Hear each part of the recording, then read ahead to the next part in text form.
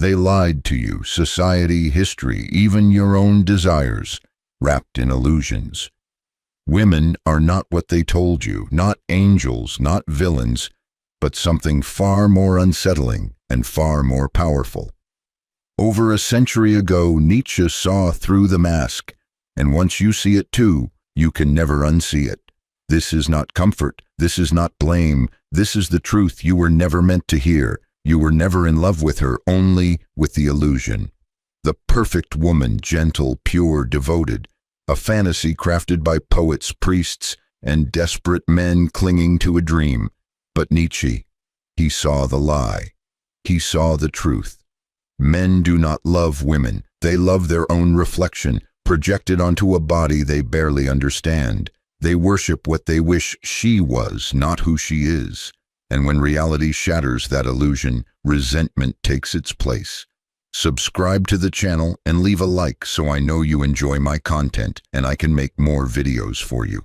A woman is not a blank slate. She is not the untouched canvas men paint their dreams upon. She has desires, ambitions, instincts, some hidden, some in plain sight. But the biggest illusion, that she loves the way men love. For a man, love is devotion, a surrender, a need to protect, to possess.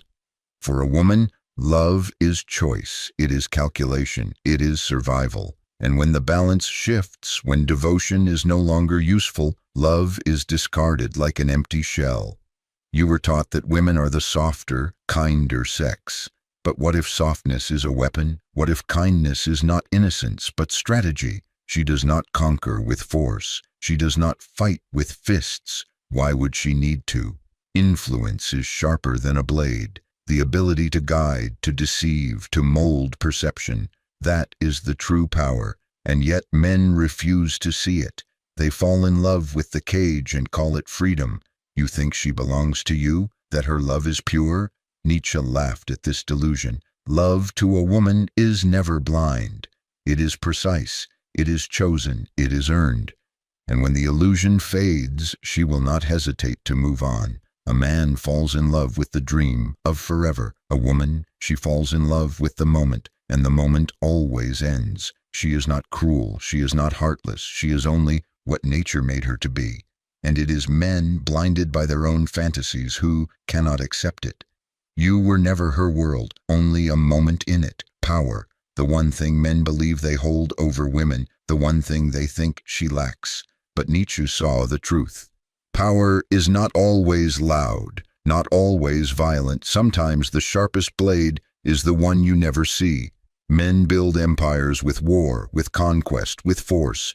But women build something stronger. They do not take power, they become power. Their weapons are subtle, soft words, lingering glances, silence when needed, passion when necessary. Power does not always demand. Sometimes it simply invites. A man believes he rules his world, his kingdom, his wealth, his name. But look closer. Who shaped him? Who made him believe in him and himself? Who whispered into his ear, led him without command, controlled without appearing to? Kings have worn crowns, but history was written by the hands that touch them in the dark. A woman's strength is not in brute force. It is in understanding, in patience, in knowing that direct battle is a fool's game. Why fight when you can be fought for? Why chase when you can make them come to you? Why command when a whisper can move mountains? And so men mock what they do not understand. They call women manipulative, deceitful. But what is manipulation if not the art of survival? For centuries, denied power, denied choice, denied freedom. What else was she supposed to do? Men made the rules. Women learned to bend them. They call it deception. She calls it instinct. A way to exist in a world that was never built for her, and yet without her it would collapse. Look at the greatest leaders, the strongest warriors, the men who shaped history. Beside them, behind them, above them, in ways they never saw, was a woman. Whispering, guiding, directing. Even today, power has evolved. It is no longer just about the throne, the battlefield, or the wealth of nations. Influence is the new empire, attention is the new currency. And women, they have mastered both. They no longer need to hide in the shadows. Now they stand in the light. And still, men cannot see, because men expect power to be like their own, loud, aggressive, undeniable.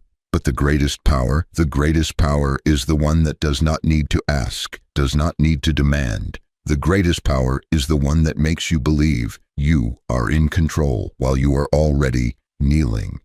And that is the power women wield. Love.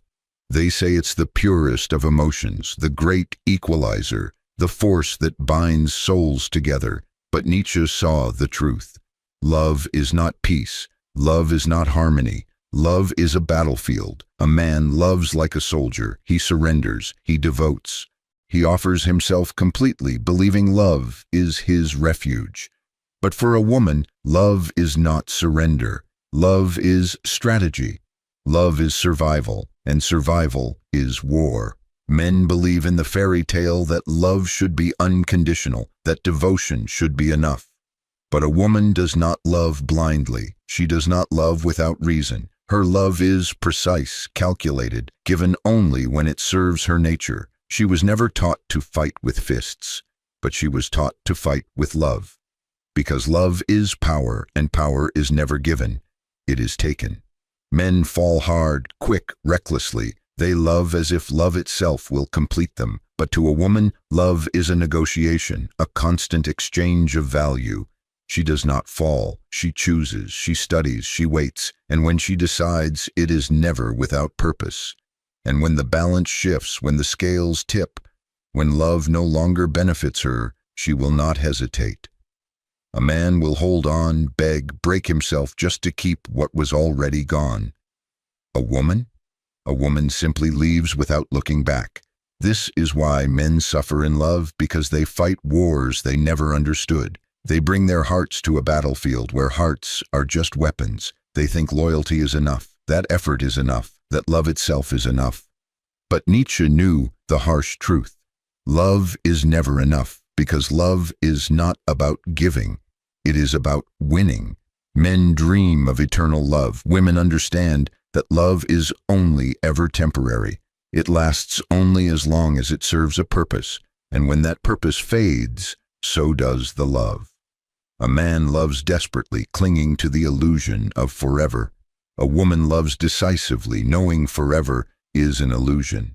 And so, men lose the war before they even know it has begun, because love was never a fair fight. And in war, only one side can afford to be blind.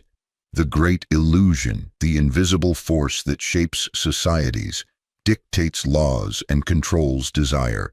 Men believe morality is truth, something sacred, something absolute.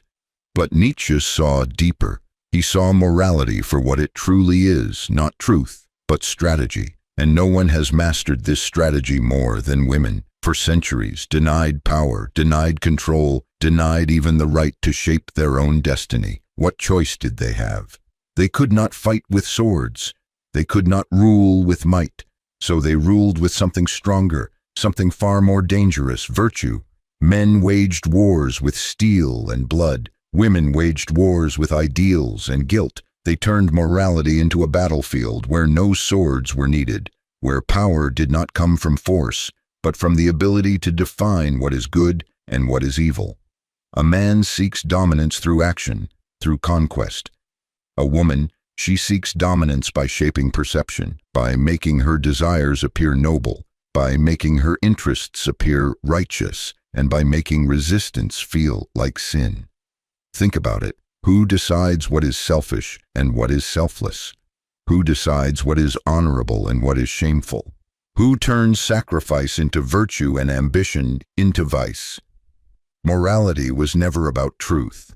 It was about control, and the greatest trick?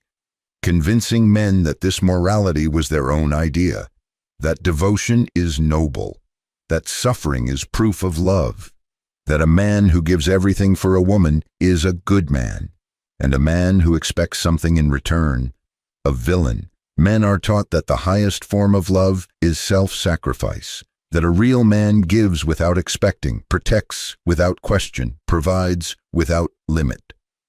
But Nietzsche asked, who benefits from this morality? Who gains power when a man abandons himself for love?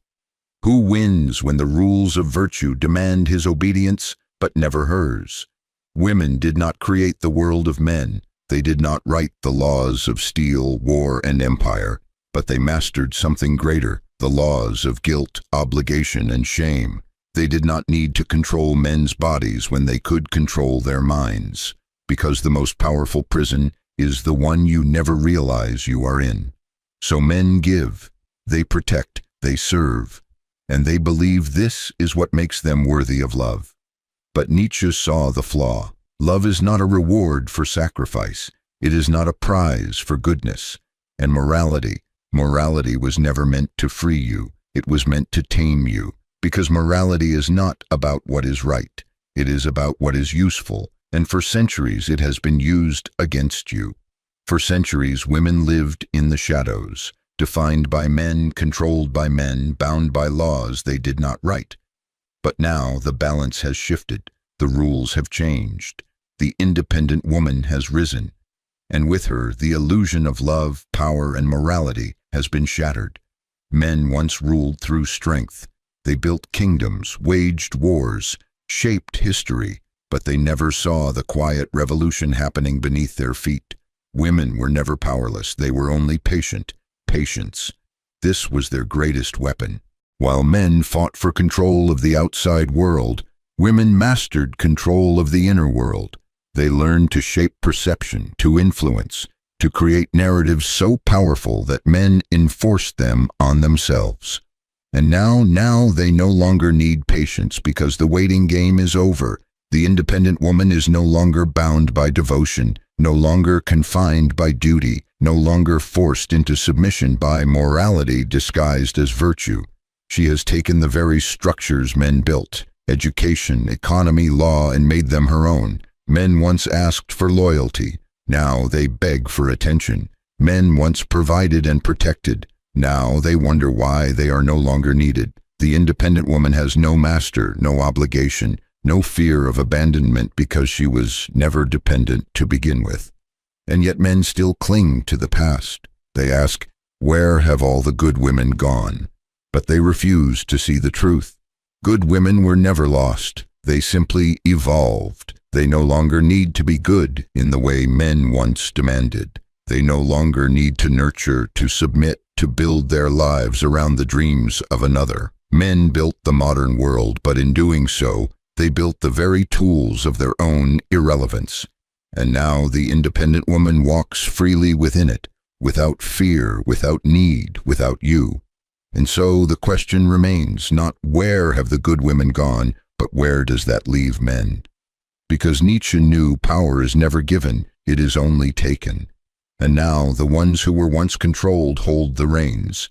Illusion, it is comforting, it is warm, it is safe. But Nietzsche never cared for safety. He cared for truth, and the truth is cold. You were raised on illusions, taught to believe in love as something pure, morality as something sacred, devotion as something noble. But what if none of it was real? What if it was all just a strategy, a system designed not to free you, but to blind you?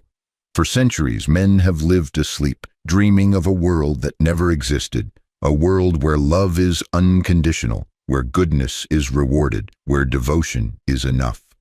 But now the dream is breaking, the illusion is fading, and what remains? Reality. Women were never angels, they were never villains, they were never the fragile creatures men believed them to be. They were simply human, powerful in ways men never understood, strategic in ways men never expected. And now, the question is not about them, it is about you. Because when the illusion is gone, when the comforting lies have burned away, all that's left is choice. Do you rage against reality, clinging to a past that will never return? Do you curse women for playing a game you never knew you were in? Or do you evolve? Do you see the world for what it is and rise above it? Nietzsche never hated illusion, he only hated those too weak to see beyond it. He knew that power belongs to those who do not beg for love, who do not seek approval, who do not wait for permission to exist. And so here you stand, at the edge of the illusion, staring into the abyss of truth. Most men will turn away, afraid of what they might see, but a few will step forward. A few will embrace the harsh reality. A few will reclaim themselves, no longer shackled by false beliefs, no longer prisoners of expectation. Because beyond illusion, beyond the dream, is the only thing that has ever mattered: freedom. The truth is harsh, the truth is uncomfortable, but the truth is freedom. For centuries, men have lived inside a dream, believing in love as salvation, in morality as truth, in devotion as virtue. But Nietzsche ripped away the mask. He saw that love is not pure, that morality is not absolute, that devotion is not rewarded, it is exploited. And now you see it too. The illusion is broken. The world is not what you were told. Women are not what you believed. And love is not what you thought it was. So what now? What do you do with this knowledge? You have two choices. You can reject it, run from it, deny it, desperately cling to the past, to the comforting lies, to the fantasy that everything will return to the way it was. But deep down, you already know it won't. It never will. Or you can embrace it, step into the unknown, accept that the world has changed, and that to survive, to thrive, you must change with it. No longer seek validation, no longer beg for love, no longer measure your worth by the approval of those who will never see you as more than a tool. Become more, become sovereign, become untouchable. This is not about hating women. This is not about revenge. This is about understanding, seeing the world as it is, not as you were told it should be.